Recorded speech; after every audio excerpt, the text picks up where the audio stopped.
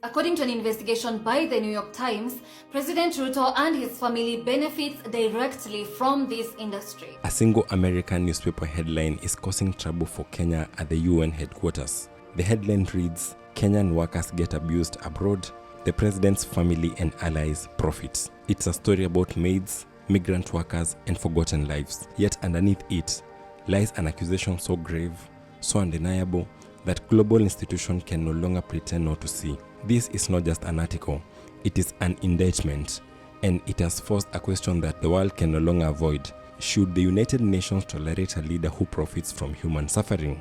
If you love this kind of content, go ahead and like this video and subscribe. Now let's get to the video. Zile pesa ambazo zinatoka kwa diaspora kuingia Kenya zimefika dollars bilioni 4 kwa mwaka. Almost 500 billion Kenya shillings. This figure has actually now hit $1 trillion. You see, for years, the Kenyan government has pushed a new economic strategy, not exporting products, but exporting people. The Ministry of Foreign and Diaspora Affairs has signed off various bilateral labor agreements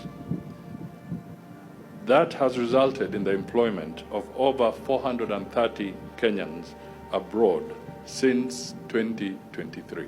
Low-income Kenyans, mostly young women, shipped off to Saudi Arabia. Thousands recruited through over 700 agencies, a system built for volume, speed, profit. Going to begin the national recruitment to every county. We are looking at 21,000 jobs. The countries these jobs are from are many countries. We're looking at Jordan, United Arab Emirates, Australia. Remittances have become the new lifeline, more valuable than tea, more valuable than coffee. A clean economic chart on paper, hiding a dark human cost. Coffee exporter to slave labor camp. That is the Kenya Kwanza agenda. And then they mask it as looking for jobs for people. Training days were cut, protection standards were weakened, and deals were signed that made Kenyan workers the cheapest option in the Gulf. Cheap labor, cheap lives. The people who are looking for such workers are looking for cheap labor. Cheap labor is a fancy way of just saying slaves. Powerful families quietly bought stakes in the companies benefiting from this pipeline. Politicians invested. Ruto's own family has stake in the insurance firms tied to the recruitment. The government has been encouraging recruiting companies to buy policies from a company called Africa Merchant Assurance. And corporate documents show that President Ruto's wife and daughter are the biggest shareholders of Africa Merchant Assurance Company. Everyone has got a piece, except the workers. In regard to remuneration, it says that a Filipino worker earns $400 a month with standby evacuation in case of emergencies. But a Kenyan worker earns only half of that. The New York Times has exposed what Kenyan leaders hope that the world would ignore. Not just the suffering, but the structure, the deliberate design, a government turning human vulnerability into economic strategy, cutting safety requirements to reduce costs, allowing unregulated agencies to profit, creating a market where poor Kenyans were worth more abroad than at home. There is one Francis Wahome, the chair of the Association of Skilled Migrant Agencies in Kenya, ambaye anafaa kuwa ni yeye anapeleka Wakenya sote. Aliulizwa, mbona Wakenya wanafungiwa kwa nyumba na Waarabu? And this was his answer, that you close the door for your dog because you own it. Yani tunalinganishwa na mbwa. This article is not shouting, but it doesn't need to. It has put the truth in the simplest words possible. Kenya has made cheap labor its new national export, and the president, William Ruto, presides over that system. Mpango umeanza. Ina kama ile tunafanya market timing. Kufikia mwaka ujao itakuwa tumefika ile, lakini mimi ndoto yangu ningepata watu 30,000 kufikia mwisho wa Disemba, kufikia 50,000 nitajua nimefanya kazi yangu na watu wameanza kwenda. For the UN, this is not just troubling. It is a violation of everything it claims to stand for: human dignity, labor rights, protection from exploitation. And in that slave trade, they took majority women, African women and girls. So it wasn't just human trafficking, it was sex trafficking as well. Wow. And they don't talk about it. It's on the hash. If you know, you know. If you don't know, you see that channel is still open because there's issues. They're taking so-called domestic workers. Yeah, that's right. Yeah. It's sex trafficking.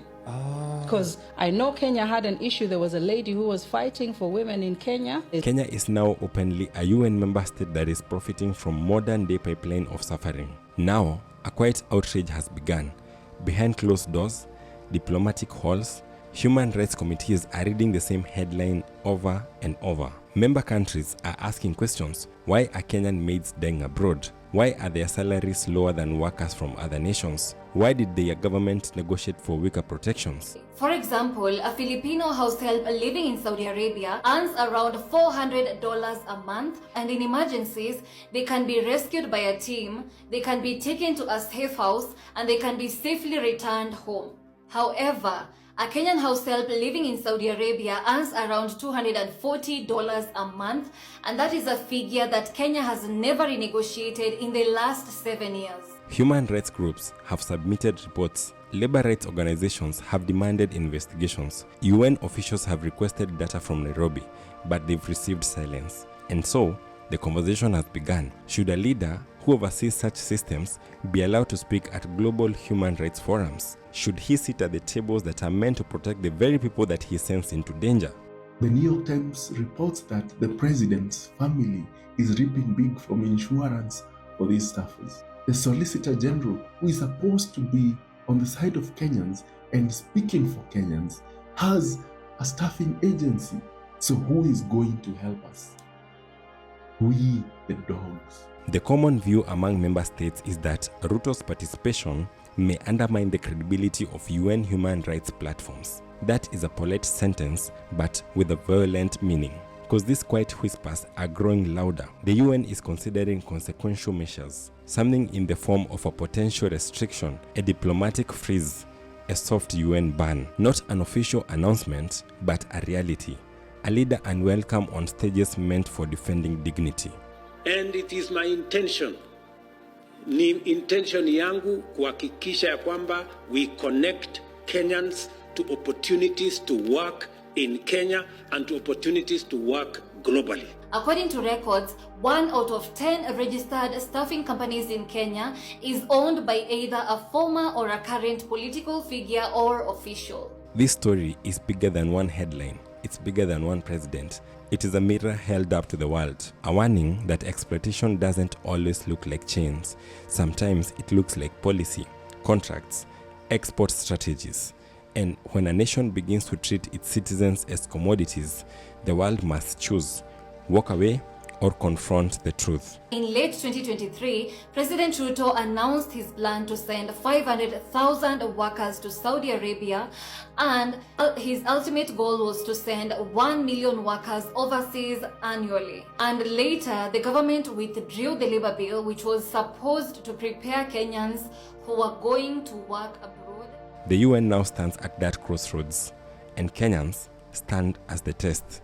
Because in the end, this is not just about William Ruto.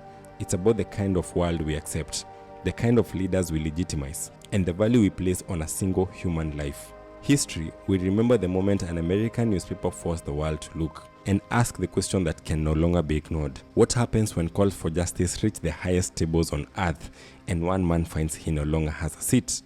Hannah Njeri is a 36-year-old mother from rural Kenya who has never used any electric appliances before, and she was sent to work as a house help in Saudi Arabia in 2021. She did not understand any Arabic languages, and she did not understand the instructions that she was being given by her employer. Her Saudi Arabian employer became frustrated and threatened to beat her. And one day when she was cleaning the house, her cesarean section incision reopened. Her employer and the Saudi Arabian staffing agency denied her medical care, and she did not know who to call or what her rights were. And she was only able to return back to Kenya after human rights activists publicized her case, and they also raised funds for her plane ticket back home. Subscribe.